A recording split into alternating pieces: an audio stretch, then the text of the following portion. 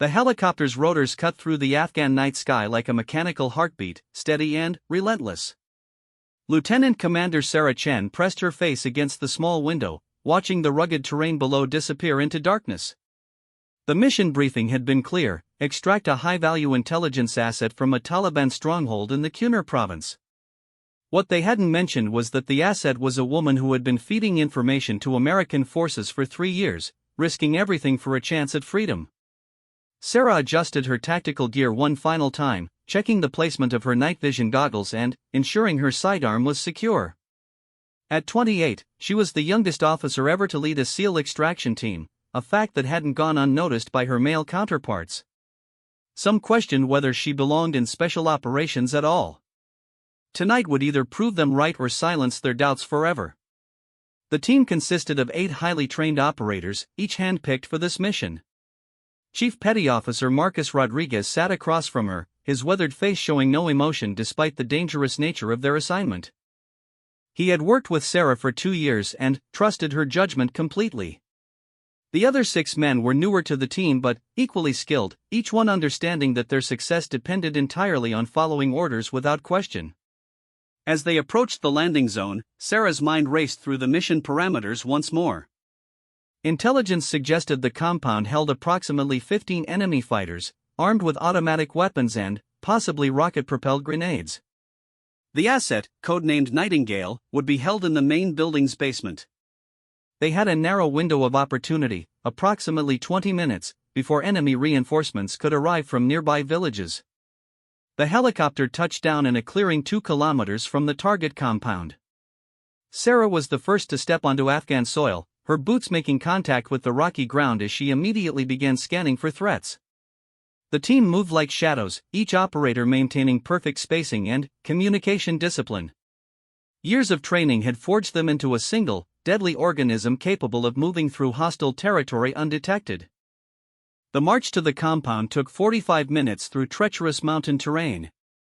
Sarah led from the front, using hand signals to guide her team around potential ambush sites and avoiding the few footpaths that enemy forces might be monitoring. The night vision equipment turned the landscape into an eerie green glow, revealing every rock and crevice that could provide cover or concealment. As they reached the outer perimeter of the target compound, Sarah called for a halt. Through her night vision scope, she could see 2 guards patrolling the main entrance, both carrying AK-47 rifles and appearing alert but not particularly disciplined. Intelligence had been accurate about the guard rotation, which changed every 2 hours. They had arrived during the overlap period, giving them the maximum amount of time before the next check-in. Sarah deployed her team into predetermined positions around the compound. Rodriguez and 2 operators moved to secure the rear exit, while another pair took overwatch positions on the surrounding hills. The remaining 3 operators would accompany Sarah into the main building to locate and extract Nightingale. Every movement was calculated, every decision made with the understanding that one mistake could result in the entire team being compromised. The assault began exactly at midnight. Sarah and her entry team approached the main building using a drainage ditch that provided concealment from the guard towers. The 2 sentries were eliminated silently, their bodies carefully hidden to avoid detection by other guards. Sarah felt the familiar surge of adrenaline that came with combat operations, her training taking over as conscious thought gave way to instinct and muscle memory. The main building was larger than expected, with multiple rooms on the ground floor and a basement that extended deeper underground than intelligence reports had indicated. Sarah's team moved methodically through each room, clearing potential threats and searching for any sign of their target. The building appeared to be used as both a command center and living quarters, with maps, communication equipment, and personal belongings scattered throughout. They located the basement entrance behind a heavy wooden door that had been reinforced with metal plates. Sarah could hear voices coming from below, speaking in Pashto and suggesting that multiple people were being held captive. This complicated the mission significantly, as they would need to identify Nightingale quickly while ensuring no other prisoners were left behind or accidentally harmed during the extraction. Sarah descended the narrow stairs first, her weapon raised and ready. The basement was divided into several small cells, each one containing a single prisoner. The conditions were worse than anything she had encountered in previous missions, with evidence of prolonged captivity and abuse clearly visible. In the third cell, she found Nightingale, a woman in her early 30s who appeared to be in remarkably good physical condition despite months of imprisonment. Nightingale's real name was Amira Hassan, a former interpreter who had worked with American forces before being discovered and captured by Taliban fighters. She had been providing intelligence about enemy troop movements and planned attacks, saving countless American and Afghan lives in the process. When she saw Sarah's American flag patch, tears began streaming down her face as she realized that rescue had finally arrived. The extraction of all prisoners took longer than planned, as Sarah's team discovered 12 people in various stages of malnutrition and injury. Leaving any of them behind was not an option, but evacuating such a large group would require calling for additional helicopter support and extending their time on the ground significantly. Sarah made the decision to proceed with the full evacuation, knowing that it increased their risk but unwilling to abandon people who had been fighting for the same cause. As they prepared to move the prisoners to the extraction point, enemy forces began responding to the discovery of the dead guards. Automatic weapons fire erupted from multiple directions, forcing Sarah's team to take defensive positions inside the compound. The carefully planned extraction had suddenly become a prolonged firefight, with enemy reinforcements arriving much sooner than intelligence had predicted. Rodriguez's voice crackled over the radio, reporting that enemy vehicles were approaching from the main road. Sarah realized they were about to be surrounded and outnumbered by at least 3-1. The decision she made next would determine whether her team completed the mission successfully or joined the prisoners they had come to rescue. Sarah ordered her team to establish a defensive perimeter around the main building while she coordinated with helicopter support for an emergency extraction. The pilots reported that landing in the compound was possible but would require suppressing enemy fire from multiple positions. This meant her team would need to hold their ground for at least 10 more minutes while under constant attack from increasingly aggressive enemy forces. The firefight intensified as more Taliban fighters arrived and began coordinating their assault. Sarah moved between defensive positions, directing her team's fire and ensuring that the rescued prisoners remained protected. Nightingale had taken cover with several other former captives, but Sarah could see the determination in the woman's eyes as she watched American forces fighting to save her life. During a brief lull in the fighting, Sarah made radio contact with her commanding officer back at base. She provided a situation report and requested immediate air support to suppress enemy positions long enough for the extraction helicopters to land safely. The response was immediate and professional, but Sarah could hear the concern in her commander's voice as he approved her request for close air support. 2 Apache attack helicopters arrived within minutes, their 30mm cannons and Hellfire missiles quickly neutralizing the most dangerous enemy positions. The sound of approaching extraction helicopters could be heard in the distance as Sarah's team prepared to move their rescued prisoners to the landing zone.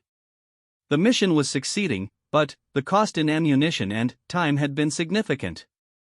As the first helicopter touched down in the compound's main courtyard, Sarah personally escorted Nightingale and 3 other rescued prisoners aboard.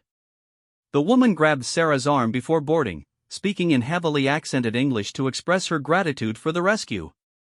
Her words were simple but carried the weight of months of captivity and the knowledge that freedom had finally arrived. The second helicopter landed as the last of the rescued prisoners were being loaded. Sarah's team maintained their defensive positions until everyone was safely aboard, then quickly boarded themselves as enemy fire resumed from the surrounding hills. Sarah was the last person to board, ensuring that no one was left behind and that the mission had been completed successfully. As their helicopter lifted off and began the flight back to base, Sarah allowed herself a moment to reflect on what they had accomplished. 12 people who had been given up for dead were now free, including a woman whose intelligence had saved countless American and Afghan lives. The mission had been more complicated and dangerous than expected, but they had adapted and succeeded through superior training and determination. The flight back to base gave Sarah time to think about the challenges her team had overcome and the risks they had accepted to complete their mission.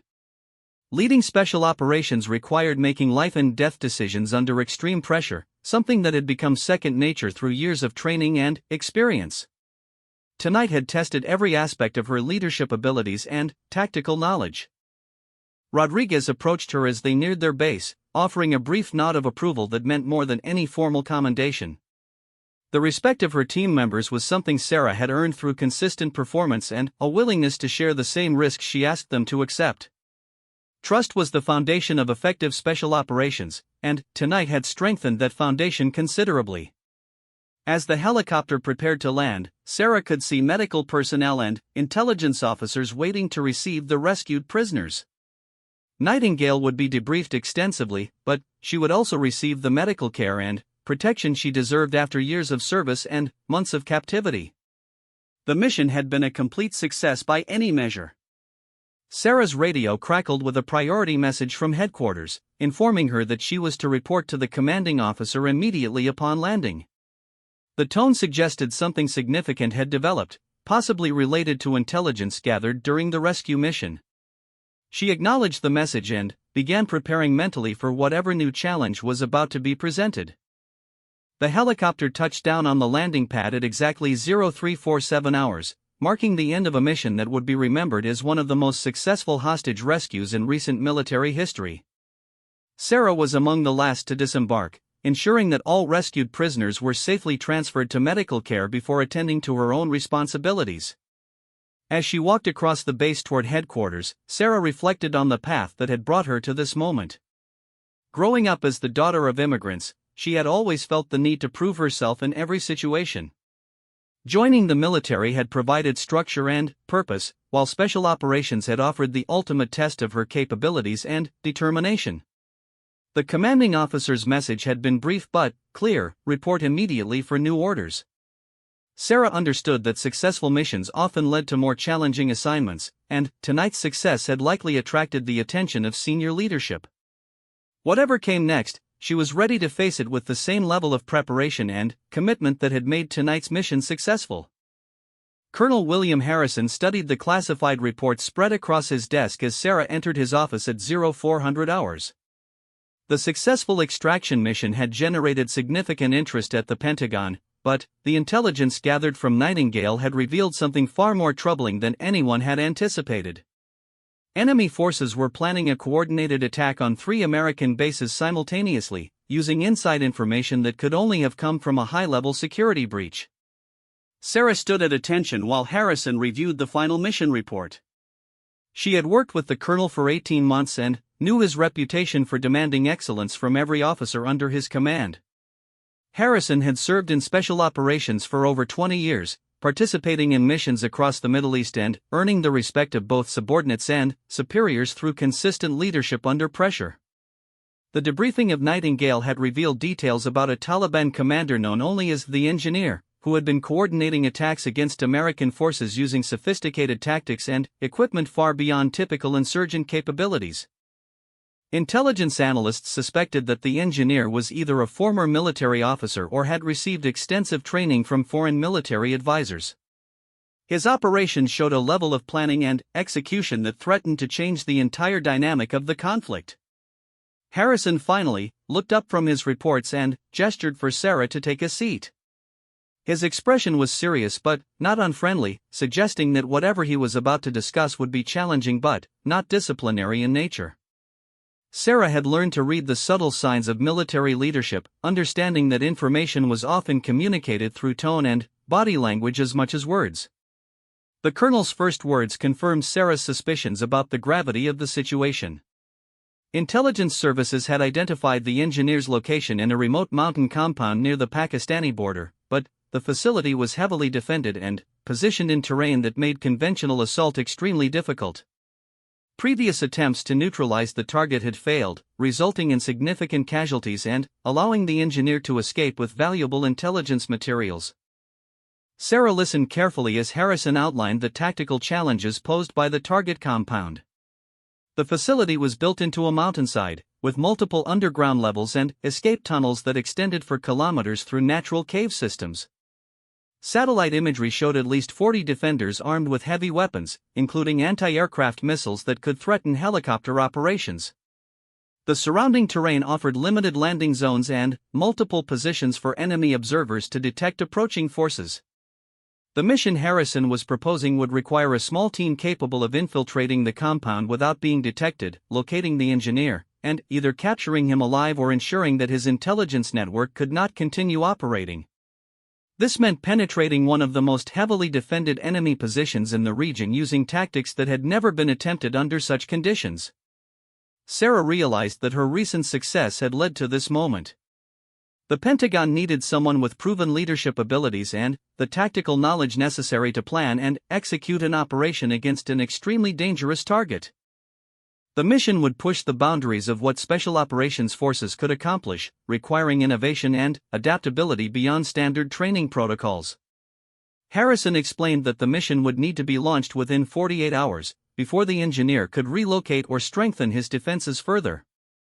Intelligence indicated that he was preparing for a major operation against American forces, possibly involving chemical weapons or other unconventional tactics that could result in massive casualties. The timeline was tight, but waiting longer would likely mean missing their only opportunity to prevent a catastrophic attack. The team composition would be different from previous missions, including specialists in mountain warfare, explosives, and electronic intelligence gathering. Sarah would have access to the most advanced equipment available, including prototype communication systems and weapons designed specifically for high-altitude operations. The mission would also include a psychological operations specialist trained to exploit any intelligence gathered during the operation. As Harrison continued the briefing, Sarah began mentally calculating the logistics and tactical requirements for such an operation. The compound's location meant that traditional helicopter insertion would be impossible due to the altitude and defensive systems. This suggested that her team would need to approach on foot through extremely difficult terrain, possibly requiring several days of movement through hostile territory before reaching the target. The intelligence package included detailed photographs of the engineer, taken during his previous military service before he joined insurgent forces. Sarah was surprised to learn that he had been a captain in the Afghan National Army before defecting to the Taliban, bringing with him extensive knowledge of American tactics and procedures. This explained his effectiveness in planning attacks and avoiding capture during previous operations. Harrison emphasized that the mission would require absolute secrecy, with operational details restricted to only the most essential personnel. The risk of intelligence leaks was considered extremely high, given the engineer's apparent access to information about American operations. Sarah's team would be isolated from normal communication channels and would need to operate independently once the mission began. The colonel handed Sarah a sealed envelope containing additional classified information about the target and surrounding area. She was instructed to study the materials carefully and provide a preliminary operational plan within 12 hours. The timeline was aggressive, but Sarah understood that military operations often required rapid planning and execution under extreme pressure. As she left Harrison's office, Sarah felt the familiar combination of excitement and apprehension that came with accepting a dangerous assignment. The mission would test every aspect of her training and experience, while success could significantly impact the overall conflict in Afghanistan. Failure would likely result in the loss of her entire team and allow the engineer to continue planning attacks against American forces. Sarah spent the next 8 hours studying satellite imagery, intelligence reports, and tactical assessments of the target compound. The more she learned about the engineer and his operations, the more she understood why previous missions had failed. His defensive preparations showed sophisticated understanding of American special operations tactics, suggesting that he had specifically prepared for attempts to capture or eliminate him. The compound's location offered numerous advantages for defense while creating significant challenges for attacking forces. Multiple escape routes through natural cave systems meant that even a successful assault might not result in capturing the engineer. The elevation and weather conditions would affect equipment performance and human endurance, while the remote location made resupply or reinforcement impossible. Sarah began developing a plan that relied on stealth and misdirection rather than direct assault. Her team would approach the compound through a route that intelligence had identified as impassable, using specialized climbing equipment to navigate cliff faces that enemy observers would not expect anyone to attempt. This would allow them to reach the compound without triggering the defensive systems designed to detect conventional approaches. The plan required splitting her team into 3 elements, each with specific objectives and timing requirements. The first element would establish overwatch positions to provide intelligence and fire support. The second element would plant explosive charges to create diversions and block escape routes. The third element, led by Sarah personally, would infiltrate the compound's main building to locate and capture the engineer. Communication protocols would need to be modified for the mountain environment, where standard radio equipment might not function reliably.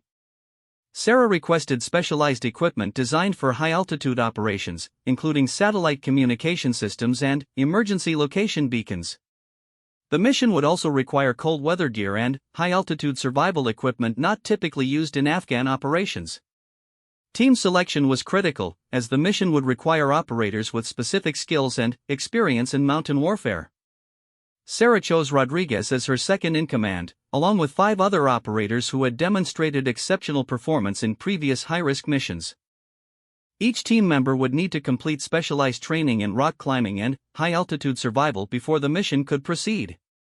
The briefing for Sarah's selected team members took place in a secure facility isolated from the main base.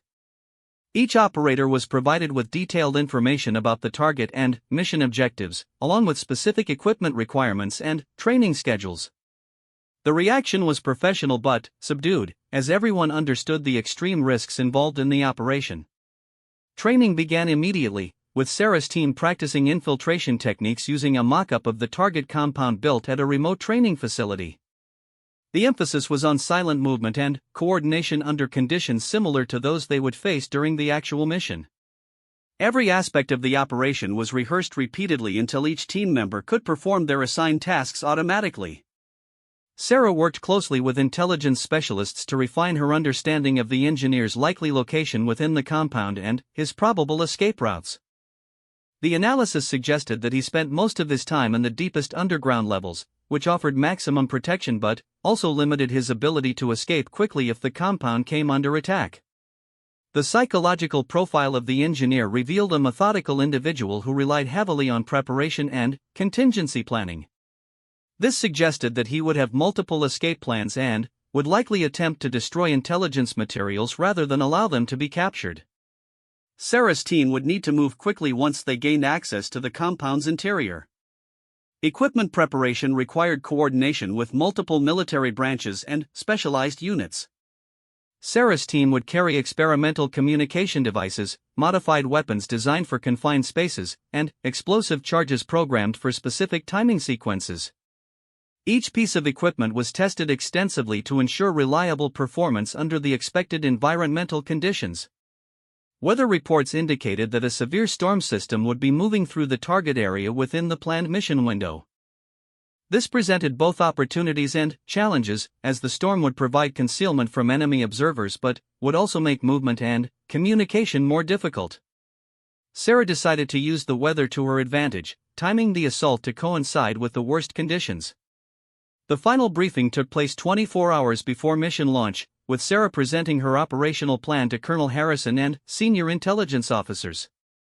The plan received approval with minor modifications, primarily related to extraction procedures and emergency protocols. Sarah felt confident that her team was as prepared as possible for what would likely be the most dangerous mission of their careers. As her team made final preparations, Sarah reflected on the path that had brought her to this moment. Each successful mission had led to increasingly difficult assignments, testing her abilities and expanding her understanding of military leadership. The upcoming operation would either establish her reputation permanently or end her career in special operations. The helicopter that would transport Sarah's team to the insertion point arrived at 2,100 hours, its crew briefed on the specific requirements for high-altitude operations in mountainous terrain. The flight would take approximately 2 hours, with the final approach requiring precise navigation through valleys and around peaks that could conceal the aircraft from enemy observation. Sarah conducted a final equipment check with each team member, ensuring that everyone understood their specific responsibilities and the timing requirements for each phase of the operation. The mission would begin in complete darkness, with the team relying on night vision equipment and careful navigation to reach their assault positions without detection. As the helicopter lifted off and began its flight toward the target area, Sarah felt the familiar surge of adrenaline that preceded every dangerous mission. The next 12 hours would test everything she had learned about leadership, tactics, and survival under extreme conditions. Success would prevent a major attack against American forces, while failure could result in consequences far beyond the loss of her team. The helicopter's engine struggled against the thin mountain air as it approached the insertion point at 11,000 feet above sea level. Sarah felt the effects of altitude beginning to impact her breathing, despite the supplemental oxygen system her team was using. The pilot's voice crackled through her headset, confirming that they were approaching the landing zone and would need to fast rope due to the rocky terrain that prevented a normal landing. Sarah was the first to rappel from the helicopter, her feet touching Afghan soil on a narrow ridge barely wide enough to accommodate her 6-person team. The wind was fierce at this altitude, threatening to throw them off balance as they secured their equipment and prepared to begin the approach march. The helicopter disappeared into the darkness within minutes, leaving them completely alone in one of the most remote and dangerous regions in Afghanistan. The march to the target compound would take approximately 8 hours through terrain that challenged even experienced mountain climbers. Sarah led her team along a route that intelligence analysts had declared impassable, using climbing equipment to navigate cliff faces and narrow ledges that provided the only concealment from enemy observation posts. Every step required careful planning, as a single mistake could result in a fall that would end the mission before it truly began. Rodriguez moved behind Sarah, serving as both navigator and communications specialist for the team. His experience in mountain warfare had been invaluable during the planning phase, and his steady presence gave the younger operators confidence as they faced conditions none of them had encountered before. The cold was becoming a significant factor, with temperatures dropping well below freezing as they gained altitude. The first checkpoint was reached after 3 hours of climbing, with Sarah's team taking shelter behind a rock formation to rest and check their equipment. The high altitude was affecting everyone's performance, forcing them to move more slowly than originally planned. Sarah made the decision to adjust their timeline, accepting that they would reach the compound later than expected but in better physical condition. Communication with base was limited to predetermined check-in times using burst transmission equipment that reduced the risk of detection by enemy monitoring stations. Sarah's team was essentially operating independently, with no possibility of reinforcement or immediate extraction if the mission encountered unexpected complications. This isolation was both necessary for operational security and psychologically challenging for operators accustomed to having support available. The approach to the compound required crossing an exposed ridge that enemy sentries could potentially observe, even in darkness. Sarah used night vision equipment to study the target building and surrounding defensive positions, confirming that intelligence reports had been accurate about the number and placement of guards. The compound appeared to be on high alert, with additional sentries posted and irregular patrol patterns that suggested heightened security. Sarah's team reached their assault positions just before dawn, with each element moving into predetermined locations around the compound perimeter. The storm system that had been predicted was beginning to develop, with wind and snow that would provide excellent concealment but also make precise movement and communication more difficult. Sarah decided to use the deteriorating weather conditions to her advantage, timing the assault to coincide with the worst visibility. The compound's main building was larger and more complex than satellite imagery had indicated, with multiple levels both above and below ground. Sarah could see that the engineer had invested significant resources in creating a facility that could withstand sustained attack while providing multiple escape options. Intelligence reports had suggested that he rarely stayed in the same location for more than a few days, but current information indicated he was planning a major operation that required his personal presence. The first phase of the assault began with Rodriguez and his element moving to secure the compound's rear entrance and block the primary escape route through the natural cave system. This required crossing approximately 200 meters of open ground while avoiding detection by roving sentries. The deteriorating weather provided excellent concealment, but also made silent movement extremely challenging. Sarah watched through her night vision scope as Rodriguez's team successfully reached their objective without triggering any alarms. The compound's defenders appeared to be focused on the more obvious approach routes, not expecting anyone to attempt an assault during a severe storm at such high altitude. This confirmed Sarah's tactical assessment that the engineer's defensive preparations, while sophisticated, had not anticipated the specific approach her team was using. The second phase involved Sarah's assault element moving to the main building's entrance while the Overwatch team established firing positions on the surrounding ridges. This coordination required precise timing and communication using hand signals and infrared markers that were invisible to defenders not equipped with night vision devices. Sarah felt the familiar surge of adrenaline that came with the transition from planning to action. The compound's main entrance was more heavily defended than expected, with at least 6 guards visible and, likely, additional security inside the building. Sarah made the decision to create a diversion by having her Overwatch team simulate an attack from the opposite direction, drawing defenders away from her planned entry point. This required careful timing to ensure that the assault element could breach the building before defenders realized the true direction of attack. The diversion began exactly at 0530 hours, with simulated gunfire and explosive charges detonated to suggest a major assault from the compound's east side. The reaction was immediate and predictable, with most defenders moving to respond to the apparent threat while leaving only minimal security at the main entrance. Sarah's assault element moved quickly to take advantage of the confusion. Breaching the main building required explosive charges to overcome reinforced doors and security systems that the engineer had installed to protect his command center. Sarah's team moved through the building methodically, clearing each room and level while searching for signs of their primary target. The interior layout was more complex than intelligence reports had indicated, with multiple hidden passages and reinforced areas designed to protect key personnel. The building's underground levels extended much deeper than expected, with a sophisticated ventilation system and backup power generation that suggested the engineer had prepared for extended siege conditions.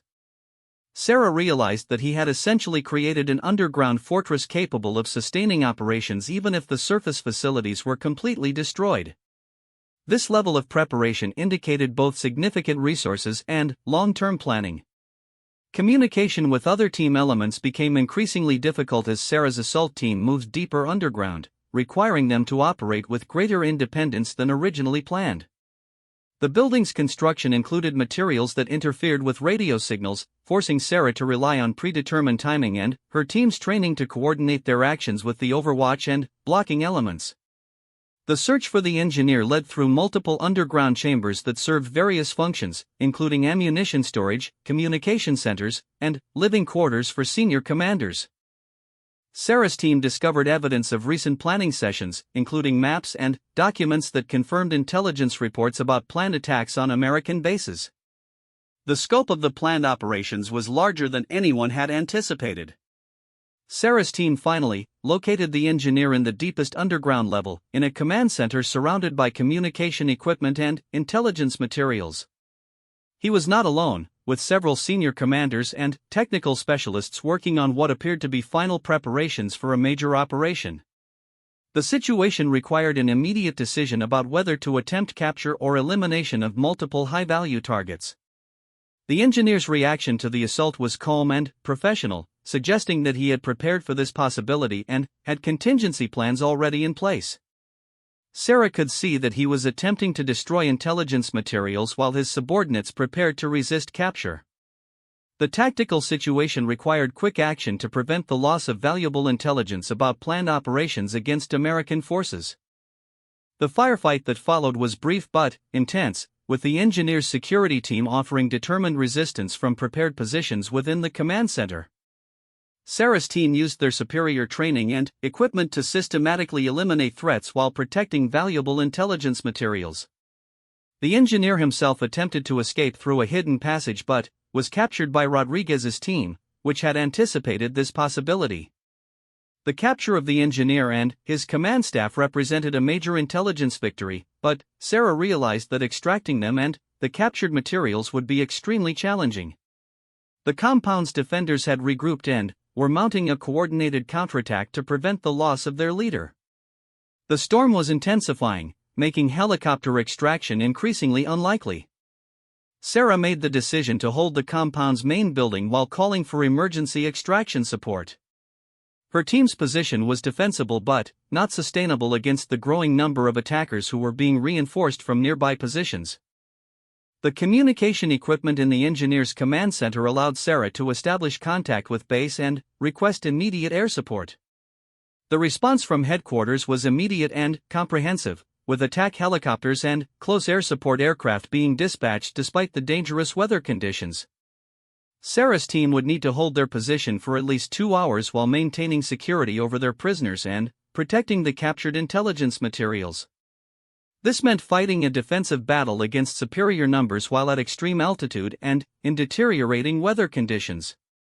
The defense of the compound tested every aspect of Sarah's team's training and endurance.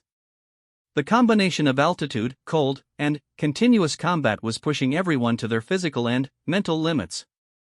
Sarah moved between defensive positions, coordinating her team's fire and ensuring that their prisoners remained secure despite the chaos of battle. The arrival of air support changed the tactical situation dramatically, with attack helicopters engaging enemy positions and creating opportunities for Sarah's team to consolidate their defenses. The captured intelligence materials were proving to be extremely valuable, containing detailed plans for attacks against American and Afghan government facilities throughout the region. During a brief lull in the fighting, Sarah received word that a specialized extraction team was en route with equipment designed for high-altitude operations in severe weather. The extraction would require her team to move to a different location within the compound, exposing them to additional risk but providing the only realistic opportunity to escape with their prisoners and captured materials. The movement to the extraction point required fighting through several defensive positions while protecting prisoners who were attempting to escape or slow the team's progress. Sarah's team demonstrated the discipline and teamwork that years of training had developed, successfully reaching the designated extraction point despite continued enemy resistance. The extraction helicopter arrived exactly on schedule, its crew demonstrating exceptional skill in landing under dangerous conditions at high altitude during a severe storm. Sarah ensured that all prisoners and captured materials were loaded before allowing her team to board. She was the last person to leave the compound, maintaining security until the helicopter was safely airborne. As they flew away from the compound, Sarah could see enemy fighters continuing to fire at their aircraft despite the impossible range. The mission had been successful beyond all expectations, with the engineer and several senior commanders captured along with intelligence materials that would prevent major attacks against American forces. The flight to base took almost 3 hours due to the weather conditions, giving Sarah time to reflect on what her team had accomplished. The mission had pushed the boundaries of what Special Operations Forces could achieve, demonstrating that proper planning and execution could overcome seemingly impossible tactical challenges. Rodriguez approached Sarah as they neared base, expressing the respect and admiration that had developed among her team members during the mission.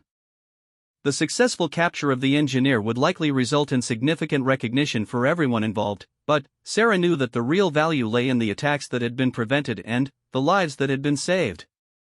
As the helicopter prepared to land, Sarah received another priority message from headquarters, informing her that she was to report immediately to senior leadership for debriefing. The tone suggested that something significant had developed, possibly related to the intelligence materials they had captured during the mission.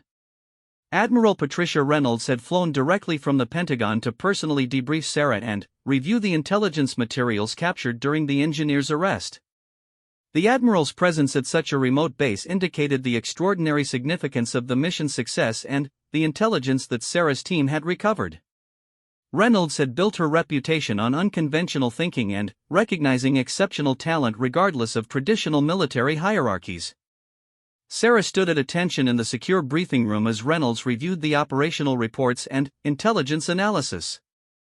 The captured materials had revealed a network of coordinated attacks planned against American interests throughout the region, involving tactics and resources that posed a fundamental threat to ongoing military operations. The scope of the engineers' planning had exceeded every previous intelligence estimate. Reynolds looked up from her reports and studied Sarah carefully, evaluating the young officer who had accomplished something that multiple previous missions had failed to achieve. The Admiral's expression was unreadable, but her reputation suggested that she was calculating how Sarah's demonstrated abilities could be utilized for even more challenging assignments. The successful capture of the engineer had proven that innovative tactics and exceptional leadership could overcome seemingly impossible odds. The interrogation of the engineer was already providing valuable intelligence about enemy operations and future plans, but Reynolds explained that an even more significant opportunity had emerged from the captured materials. Intelligence analysts had discovered evidence of a broader network involving foreign military advisors and sophisticated weapons systems that threatened to change the entire strategic balance in the region. Sarah listened carefully as Reynolds outlined a new mission that would require infiltrating a network of training camps located across 3 different countries. The operation would involve coordinating with international special operations forces and operating undercover identities for extended periods. The complexity and scope far exceeded anything Sarah had previously encountered, requiring leadership skills and strategic thinking beyond traditional tactical operations. Reynolds explained that the Pentagon had approved the formation of a new joint task force specifically designed to address threats that conventional military operations could not handle effectively. Sarah was being offered command of this unit, which would operate with unprecedented autonomy and access to resources from multiple military branches and intelligence agencies. The position represented a significant advancement in responsibility and authority. The task force would include operators from various special operations units, intelligence specialists, and support personnel from allied nations. Sarah would be responsible for developing operational strategies, selecting personnel, and coordinating activities across multiple theaters of operation. The mission would require diplomatic as well as military skills, as success would depend on building relationships with international partners. Sarah's initial reaction was a mixture of excitement and apprehension, understanding that the position being offered represented both an incredible opportunity and enormous responsibility. The success or failure of operations against this network could significantly impact American security interests and international stability. Reynolds emphasized that the assignment was voluntary, but that Sarah's demonstrated abilities made her the ideal candidate for such challenging work. The briefing continued with detailed analysis of the intelligence gathered during the engineer's capture, revealing connections between various terrorist organizations and foreign military services that had not been previously understood. The network was more sophisticated and well-funded than anyone had anticipated, with access to advanced weapons and training that made them capable of operations far beyond typical insurgent activities. Reynolds handed Sarah a classified folder containing preliminary information about the proposed task force structure and initial operational objectives. The timeline for establishing the unit was aggressive, with full operational capability required within 60 days. Sarah would need to begin immediately if she chose to accept the assignment, starting with personnel selection and initial planning for the first major operation. As Sarah reviewed the materials, she realized that accepting this position would fundamentally change her military career and personal life. The task force would operate globally, with extended deployments and missions that could last for months rather than days or weeks. The level of secrecy required meant that even basic communication with family and friends would be severely limited. Reynolds allowed Sarah time to study the proposal thoroughly before requesting her decision. The admiral explained that the Pentagon needed someone with proven tactical abilities who could also develop strategic thinking appropriate for complex international operations. Sarah's recent successes had demonstrated both the leadership skills and innovative thinking required for such challenging assignments. The personnel files included in the briefing package showed potential team members from various military branches and allied nations, each with specialized skills relevant to the mission requirements. Sarah would have significant authority in selecting her team, but would also be responsible for integrating operators from different military traditions and cultural backgrounds into an effective fighting force.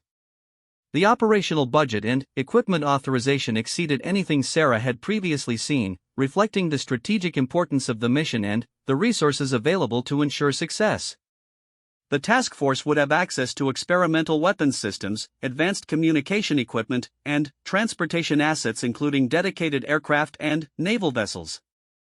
Sarah understood that the position being offered represented the pinnacle of special operations leadership, providing opportunities for professional growth and strategic impact that few officers ever experienced. The missions would be more complex and dangerous than anything she had previously undertaken, but the potential for preventing major threats to American security made the risks worthwhile. After careful consideration, Sarah accepted Reynolds' offer to command the new Joint Task Force. The Admiral's reaction was professional satisfaction, confirming that Sarah's decision aligned with expectations based on her personality profile and previous performance. Reynolds immediately began outlining the next steps for establishing the unit and beginning operations. The transition to her new position required Sarah to relocate to a classified facility where the task force would be based, begin recruitment and training of personnel, and develop operational plans for the first major mission against the terrorist network. The timeline was challenging, but Sarah felt confident that her experience and the resources being provided would allow her to build an effective organization quickly. Rodriguez was among the first operators Sarah recruited for the task force, his experience and reliability making him an obvious choice for a senior position within the new organization. His acceptance of the assignment provided continuity with her previous team while also offering valuable insights about integrating operators from different military backgrounds into a cohesive unit. The selection process for additional personnel was extensive, involving not only evaluation of tactical skills but also psychological assessments and security investigations appropriate for the highly classified nature of the unit's missions. Sarah personally interviewed every potential team member, ensuring that each individual possessed both the necessary abilities and the personality characteristics required for extended operations under extreme conditions. Training for the new task force began immediately, focusing on international cooperation, advanced tactical techniques, and the specific challenges of operating against well-funded and sophisticated enemy organizations. The training program was more comprehensive than anything previously developed for special operations units, reflecting the unique requirements of the missions they would undertake.